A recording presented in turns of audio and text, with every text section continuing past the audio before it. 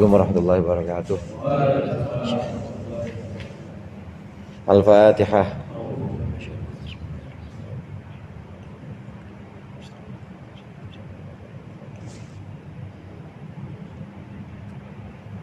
Bismillahirrahmanirrahim. Alhamdulil muallimit tullabi wa musahhilil khairi liman yata'allamu.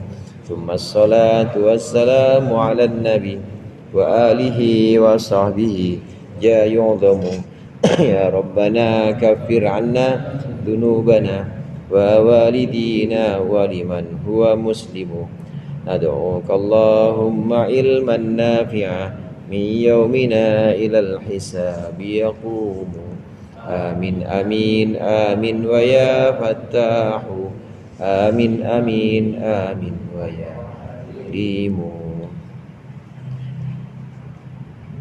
Bismillahirrahmanirrahim. Qala al-mu'allif rahimahullah wa nafa'ana bihi wa bi 'ulumihi wa bi barakatihi fid dharain amin. Wa thawabu dzalika li sahibis salati wa iqamatis salati hifdzu hududiha. Dan bermula balasan atau ganjaran itu untuk pemilik sholat dan juga pemilik mendirikan sholat atau iqamat sholat itu hifdzu hududiha adalah menjaga batasan-batasan sholat zahiran wa batinan, secara zahir maupun batin, secara lahir maupun batin.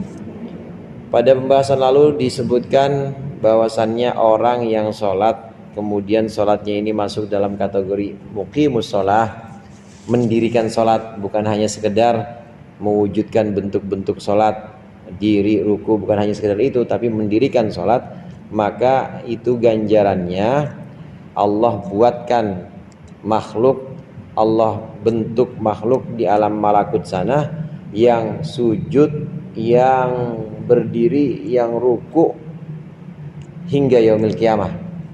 Dan pahalanya itu untuk orang yang sholat, yang sholatnya muqimus sholah. Di alam malakut itu ada ciptaan-ciptaan Allah yang di alam syahadah ini gak ada, yang di alam nyata ini gak ada. Mungkin kalau di alam nyata ini kita bisa melihat ya, sebagaimana kita tahu di alam nyata atau alam syahadah ini kita bisa melihat yang kita sudah pernah rekam dalam pikiran kita. Ada pohon, kemudian ada manusia, ada binatang, dan kita terbiasa dengan itu. Di alam malakut lebih ramai lagi, yang tidak ada di alam syahadah ini. Di alam kasat mata, di alam malakut itu ada, tapi yang ada di alam malakut belum tentu ada di alam syahadah ini. Yang ada di alam syahadah, di alam malakut pasti ada. Salat kita juga begitu. Salat kita di sini, kita di alam syahadah ada bentuknya, di alam malakut ada bentuknya. Dan itu kalau kita masuk dalam muqimus sholah, orang yang mendirikan salat, maka salat itu Allah hadirkan nanti dalam malakut dan terus berdiri ruku hingga hari kiamat, pahalanya buat kita. Kalau memang seperti itu dalam kategori muqimus sholah, kita orang-orang yang mendirikan salat, bukan hanya berdiri, ruku, sujud dan lain sebagainya, tapi benar-benar menghadirkan atau melaksanakan iqamatus sholah, melaksanakan benar-benar muqimus sholah, sebagai muqimus sholah. Nah, bagaimana muqimus sholah itu? Muqimus sholah itu adalah orang yang menjaga batasan-batasan sholat zahir dan batin. Jamaah rahimakumullah, batasan sholat itu ada yang zahir, syarat dan rukunnya itu zahir.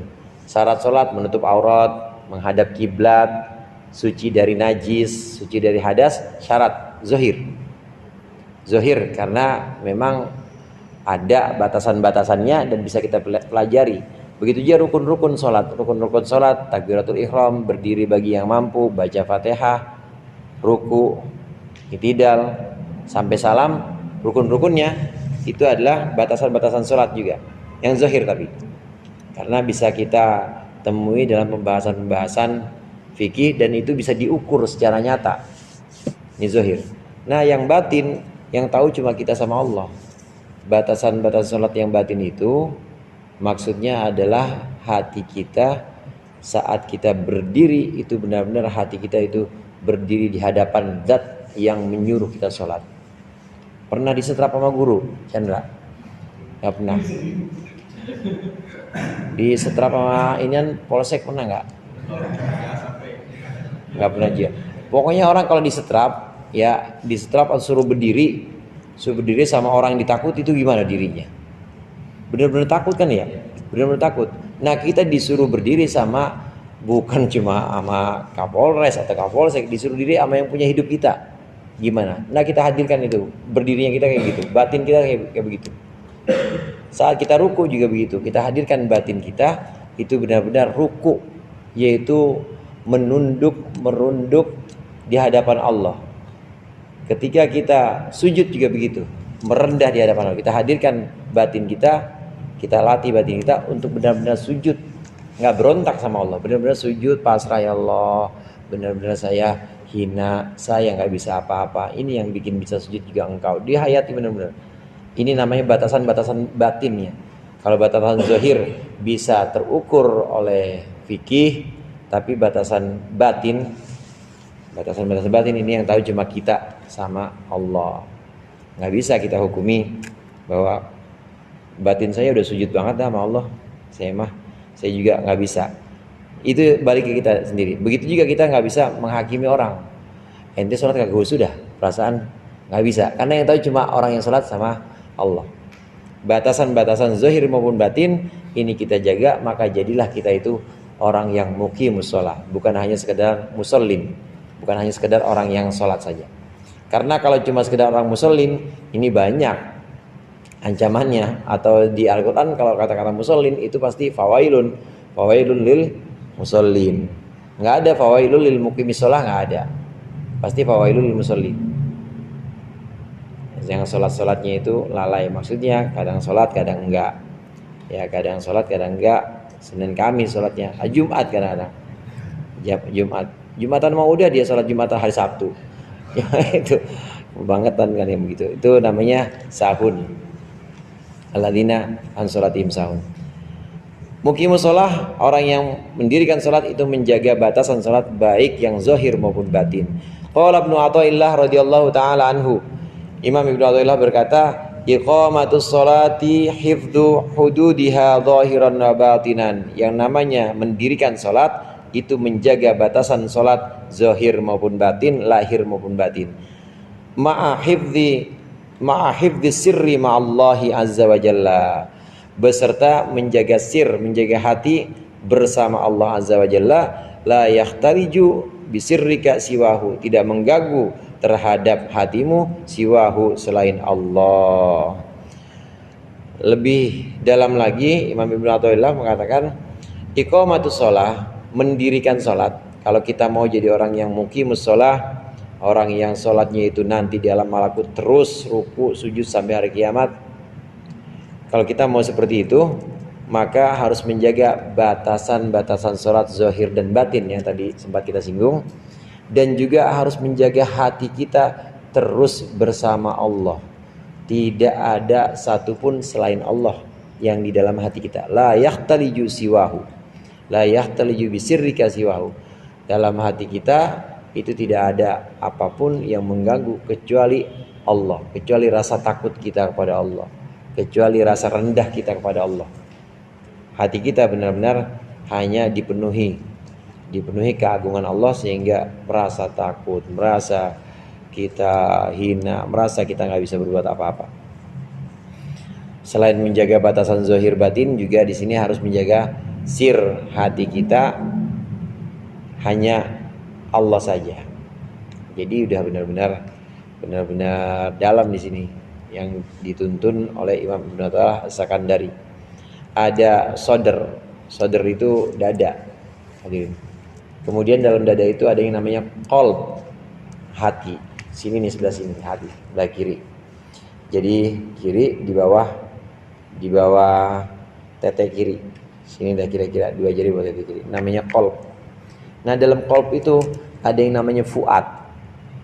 Fuad itu lebih dalam lagi. Nah, di dalam fuad itu ada yang namanya sir. Sir itu lebih dalam lagi. Nah, sir kita itu hanya Allah. Allah terus. Karenanya sebagian guru-guru mengajarkan kita zikir sir itu Allah aja hatinya. Allah. Ada yang mengajarkan seiring dengan detakan jantung kita Allah. atau seiringan dengan hembusan nafas kita, hu misalnya. Itu memang supaya di sininya itu sir kita selalu benar-benar Allah saja, bersama Allah saja. Kalau kita latih terus itu di luar sholat, kita bawa ke dalam sholat, keluar sholat masih begitu juga, jadi wali dah saya jamin. Jadi wali benar.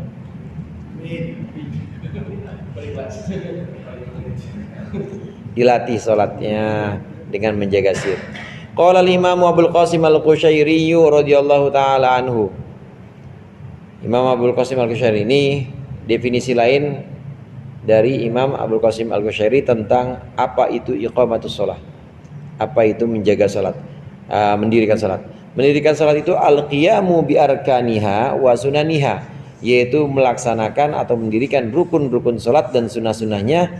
Tsummal ghibatu an syuhudiha, kemudian hilang dari memandang salat, bi ru'yati man, beralih dengan memandang zat yusolli lahu, yang orang tersebut salat karena zat tersebut. Tuhfadhu alaihi ahkamul amri, maka dijagalah atas orang yang salat tadi hukum-hukum perintah. Fima yajri alaihi minhu, dalam apa-apa yang berlaku atas orang yang salat dari minhu, dari Allah atau dari yang menyuruh salat. Wa huwa an mulahadhatiha, dan dia dari memperhatikan salat, mahwun, itu dihapus. Fanufusuhum minhum mustaqbilatun ilal kiblah, memang diri mereka itu menghadap kiblat. Tapi wa qulubuhum mustaqirratun, tapi hati mereka fi haqaiqil wuslah, dalam hakikat usul, hakikat sampai kepada Allah. Ini lebih lengkap lagi definisi dari iqamatus shalah, mendirikan salat. Menurut Syekh Abdul Qasim Al-Qushairi, yang namanya mendirikan salat itu adalah mendirikan syarat-syarat dan rukunnya. Secara fikih harus dipenuhi. Enggak bisa kita syarat dan rukun dalam fikih itu nggak bisa kita abaikan, harus. Syarat dan rukun aja itu harus dipenuhi. Jadi fikih atau syariat nggak bisa ditinggalkan, harus tetap. Bohong orang yang bilang saya udah ma'rifat hakikat, saya udah nggak usah sholat, bohong. Orang yang ma'rifat pasti sholat. Orang yang udah sampai hakikat pasti sholat. Kalau ada orang bilang saya udah hakikat, udah nggak perlu sholat, bohong. Tetap yang namanya syariat harus. Itu secara umum. Nah ini lebih khusus dalam sholat, yang namanya syarat rukun secara syariat atau fikih tetap harus jaga, menutup aurat, bersih dari hadas. Wudu ya tetap harus wudu, yang namanya ahli ma'rifat atau arif billah yang sudah mengenal Allah, tetap yang namanya wudu mah harus wudu. Menghadap kiblat harus. Enggak terus udah hakikat boleh sholat madhab ganci, enggak boleh, tetap harus tetap madhab kiblat. Itu syarat rukun harus penuhi pertama. Selain itu, selain syarat dan rukun, berjalan begitu aja, al-ghibatu tsummal ghibah an syuhudiha, kemudian hilang dari memandang, tidak lagi memandang syarat dan rukun. Kita kan sholat dari kecil ya, dari kecil pasti udah tahu tuh yang namanya nutup aurat, menghadap kiblat ya begitu-gitu aja udah. Ini kalau udah jalan aja begitu, udah jalan, jangan diperhatiin lagi maksudnya. Bismillahirrahmanirrahim, alhamdulillahirabbil alamin, maksudnya udah jalan otomatis, jalan aja. Kalaupun kita mau merenungkan makna terus jangan perhatikan lagi. Jangan kemudian kita perhatikan lagi, nih saya Fatihahnya udah bener apa belum ya, rukunya udah ini benar, udah bongkok banget apa belum. Jangan, nggak usah perhatiin lagi, jalan otomatis saja. Kayak orang nyetir gimana sih? Orang nyetir memang waktu diajarin sama Bang Udin dulu misalnya, atau diajarin sama siapa, Pak Samsul misalnya, ini feeling yang penting katanya. Ini mata paling enggak 5 detik sekali mah ke spion kudu, apalagi sebelah kiri gitu. Udah jalan aja, enggak terus 5 detik jalan aja. Terus kopling harus lebih dulu dibanding oper gigi, terus ngoper-ngopernya itu udah enggak ada perhatian kita di situ, enggak ada pasti. Udah jalan aja. Salat juga begitu, jalan. Begitu kita syarat dan rukunnya sudah kita penuhi, hilangkan pandangan kepada detail-detail syarat dan rukun itu. Jangan terus kita fokus itu, akhirnya nggak mikirin, akhirnya nggak ada Allah di situ. Terus gimana? Langsung setelah syarat dan rukunnya jalan, otomatis kayak orang nyetir, fokus kepada Allah hati kita.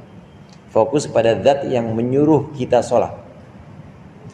Kalau sudah fokus kepada zat yang menyuruh kita sholat, maka kita nggak bakal menghabiskan waktu kita atau konsentrasi dalam sholat kita buat mikirin ini sujud cakep banget, gua doang yang sujud nih begini, terus ini jidat kayaknya harus sekian menit sehingga bisa kecetak hitam. Nggak bakal kepikiran gitu. Udah jalan begitu aja. Karena sudah sibuk menghadap dan sudah sibuk menyaksikan zat yang menyuruh kita sholat, yaitu Allah. Jalan biasa aja. Tadi perumpamaan gitu, kalau kita nyetir kan ya udah nggak ada teori-teori lagi, kita udah fokus aja ke jalan. Fokus aja ke jalan atau fokus ke spion. Kalau memang spion juga nggak usah fokus-fokus amat, ya jalan tetap ke depan. Sholat juga demikian. Ini bisa dikatakan orang yang sholat itu badannya, matanya secara zahir ya memang ke tempat-tempat yang kelihatan ini, sejadah matanya, badannya menghadap kiblat, badannya itu kepada tempat-tempat yang terlihat kiblat, kemudian sejadah, tapi hatinya dia sambung kepada Allah. Nggak ada yang tahu kecuali dia dengan Allah. Nggak ada yang tahu tadi sholatnya Ais itu menghadap kiblat emang, tapi dia udah nggak ada di situ, hatinya nggak di situ, sambung kepada Allah. Tapi ini namanya haqaiqil wuslah, sudah benar-benar wusul, sudah benar-benar sampai kepada Allah. Muqimus sholat seperti itu. Orang yang mendirikan sholat itu yang sudah lepas syarat dan rukun ya tentu dilaksanakan. Setelah itu sudah benar-benar tawajuh atau fokus kepada zat yang menyuruh sholat, yaitu Allah Subhanahu wa taala. Wa tamthilul muallif rahimallahu taala bis sholati duna sa'il ibadat hasanun. Bermula perumpamaan pengarang tentang sholat bukan dengan sholat tapi bukan dengan ibadah lain itu bagus. Lianna dzalika aktsaru ma yaqa'u fiha. Karena sungguhnya yang demikian itu maksudnya pembahasan kemarin. Kita kadang-kadang bosan melaksanakan ibadah. Atau kalau nggak bosan, kadang-kadang kita kalap. Maksudnya kalap ibadah mulu karena pengen sesuatu. Saya mah tahu, saya mah. Ya, terus ya diajak ngaji ogah gue wirid belum rapi wirid. Kenapa? Karena ada target. Kita kadang-kadang bosan, tapi kadang-kadang kita ambisius. Nah, ini sering terjadi di sholat. Sholat kadang-kadang bosan. Atau sholat kadang-kadang terlalu ambisi, pengen sholat tapi ada maksudnya. Nah, yang seperti ini sering terjadi sholat, oleh karenanya pengarang ini membuat perumpamaan ibadah sholat. Ibadah sholat dijadikan sebagai perumpamaan karena sering terjadi dalam sholat tuh dua kondisi tadi, yaitu ambisius atau kebosanan. Ibadah-ibadah lain pun begitu juga. Catatannya kalau kita lagi bosan ya berhenti aja dulu dan ganti variasi ibadah yang lain. Ganti variasi, kan banyak ibadah-ibadah yang lain. Yang traktir teman misalnya, kirimin aja pulsa yang kenal jamaah sini, kirim-kirimin. Saya kayaknya lagi malas-malas sholat pengen sedekah aja, sedekah pulsa ya barang 100.000 gitu. Teman-teman sini aja yang ngaji 100.000, yang ngajar ya mau gedean lagi. Wa qad yakunu dzalika istitradun. Istitradun lil kalam. Dan boleh jadi ada perumpamaan itu istitradun lil kalam ala shalat, yaitu sebagai satu terusan atas ungkapan tentang salat hasbama yaqulu bi atari hada. Sekiranya musannif Imam Ibnu Hajar As-Sakandari mengatakan ini.